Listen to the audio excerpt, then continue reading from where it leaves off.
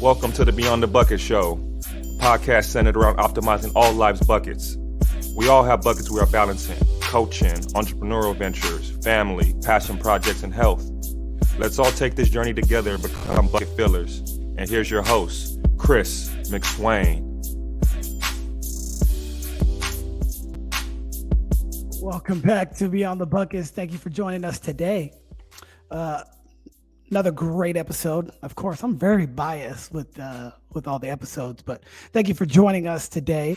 And today is another solo podcast about an acronym, CREATE. When I think of creation, I just think of it being just such a beautiful thing. And I have 2 young children, so I'm able to see them every single day. And what they do is create different things, whether that be in the act of physical play with toys, or playing a sport, or drawing, or trying to help cook dinner. There's so many different ways that I see them creating. And I just felt like it was a great opportunity to kind of really speak about that and really break it down. What does actually create mean? And so I came up with this acronym for CREATE, and that the C is courageously pursuing your dreams. The R in CREATE is rise above challenges and obstacles. The E in CREATE is embrace change and embody growth. The A is aspire to greatness and achieve your goals. The T, take action and trust in your abilities. And then the E is empower yourself and others along the way. So it got me thinking about every step that we take. Every step that we take each day either gets us close to our desired life or away from that. And so it just got me thinking, are you being the most creative person you can be day in and day out? Making a positive impact on the world. I think if you can make a positive impact on the world first and foremost, everything that you create should hopefully be better, and just keep pushing for that positive energy and that spirit. So without any further ado, let's just get right into it. What does the C mean again? That means courageously pursuing your dreams. I have a lot of thoughts about that, but I think the first thing that you have to think about when you're trying to courageously pursue your dreams is acknowledge your dreams. What are my dreams, and what do I want to do with and for my life and for the others that are around me? You have to think about what you're passionate about, and you have to start to make a plan to achieve those goals. While you're putting together that plan, you have got to make sure that your goals are realistic.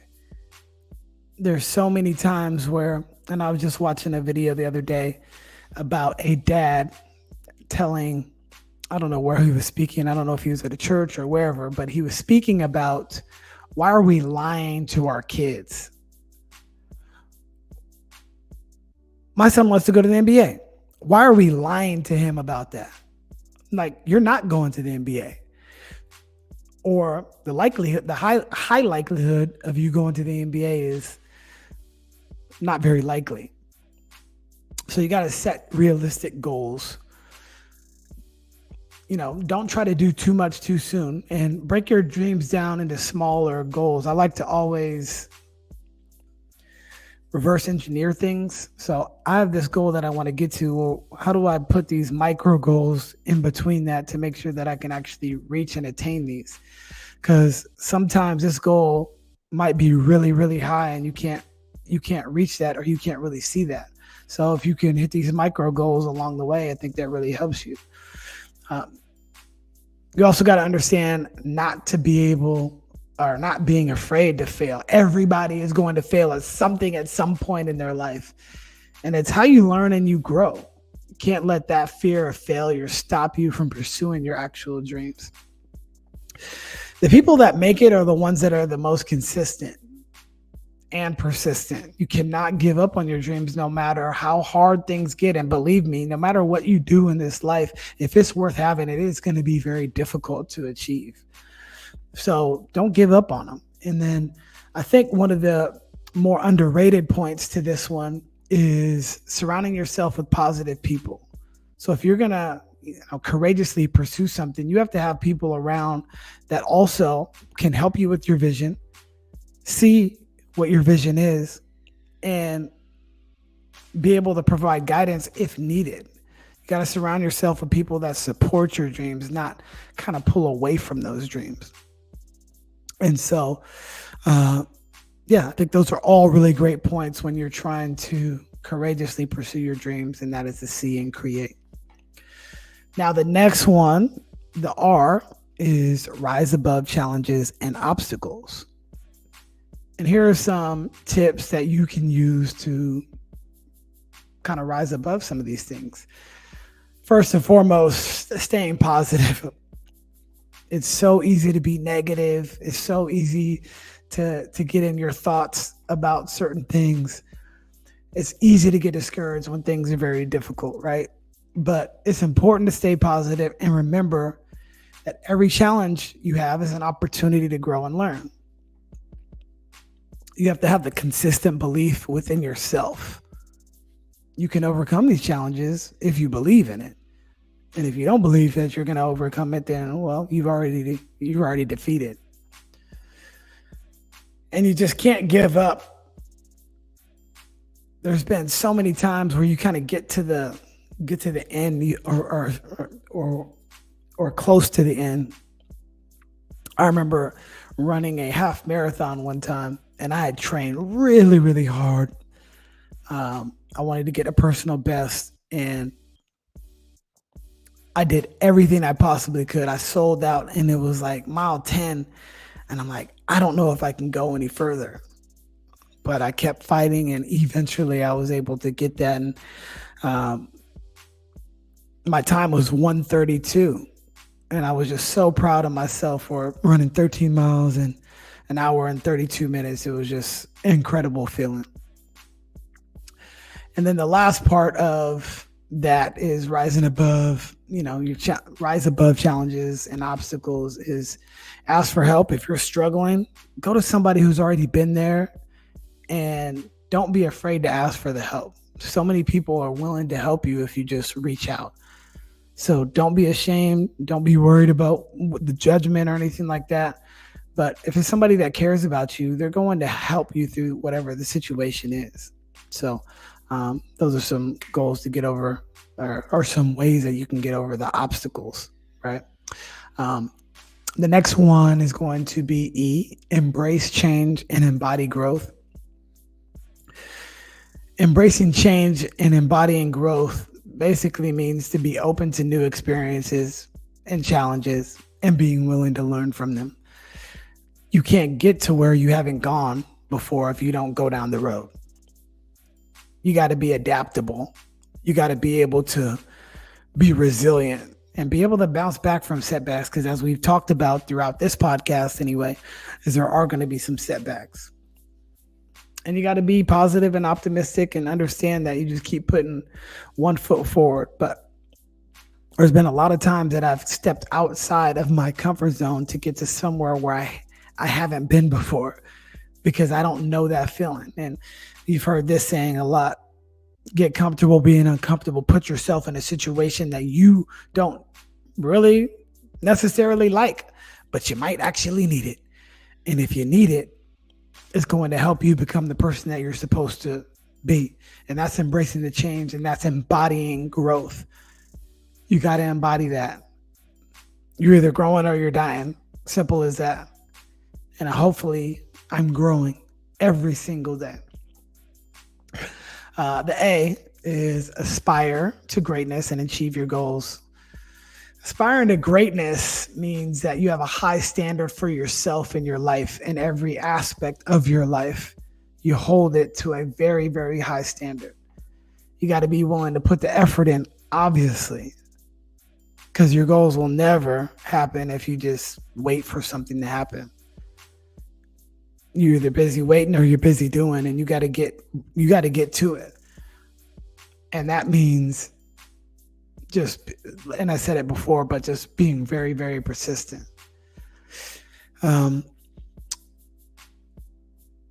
to achieve your goals: set specific goals, got to be measurable. Break them down into micro, mini goals. Have a plan, take action. And then I think one of the biggest things that you have to do is also celebrate your success when you achieve something. Why are we as individuals, like when we get to the promised land, we want to act cool when we get there? Just enjoy the process first and foremost, but also enjoy and celebrate the success of it. Why do people have graduations? Because they did all this hard work to get through where they got through. Why do people get promotions? Enjoy that and champion that. And hopefully when you do something like that, you can now provide that same knowledge and expertise to somebody else to help them through it. That's really what life is about. Moving on to the T, and that's take action. Trust in your abilities. Taking action and trusting in your abilities means taking the steps towards your goals, even when you're afraid and unsure of yourself. Because please believe me, there's going to be a lot of times where you're unsure of yourself. I am unsure of myself every single day. Sometimes you got to get that positive affirmation from a spouse, a friend, a colleague, a boss. But overall, you got to really look within as well. Believe in your own potential. I like this word cap, and that doesn't mean that like no cap, but a cap. Consistency, attitude, and your potential. If you got those three things, you got something good. I think one of the biggest things, and we touched on it a little bit, is when you're in this process of taking action, sometimes you got to deviate from the actual plan. The plan could change relatively quickly, and you have to be efficient enough to switch or turn directions if it's not really going the right way. And Steve Jobs was always, think wide, but execute straight. So you've got this grand master plan that you would like to put forth. Have a broad view of where you want to go, but aim straight for a specific goal. And if you can do that, that is going to significantly help you take the action. And then also trusting. You'll be more trusting in yourself because you're now focused more. In regards to focus, one of the best ways is to put your cell phone on D&D, do not disturb. So if you're sitting in front of the computer, like right now, I put my phone on D&D if I'm filming a podcast because I don't want to be distracted. I want to give everything that I have in this very moment because that's the only moment that is relevant, is right here, right now. And yeah. So the E is going to be empower yourself, but also others along the way, because without that, like I heard a lot of millionaires and billionaires talk about this, Kevin Hart specifically, but he's like, being a millionaire or a billionaire by yourself really isn't that fun. Why would it be fun if I'm the only one that got it? So now he is really trying to empower everybody around him to get it and put people in position so they can get their own. And I think that's a crucial part of having success and longevity, is empowering others. And that's enabling people to take control of their own lives. But it also gives you some sort of good feeling when it comes to helping somebody get to where they want to get to. So it's a really great feeling if you can do that. And it's about giving them the skills, knowledge, and the confidence they need to make their own decisions, and then they can take the action. Like if you were to give somebody something, it's going to not last as long as it would be if it were earned. We have this shirt and it says,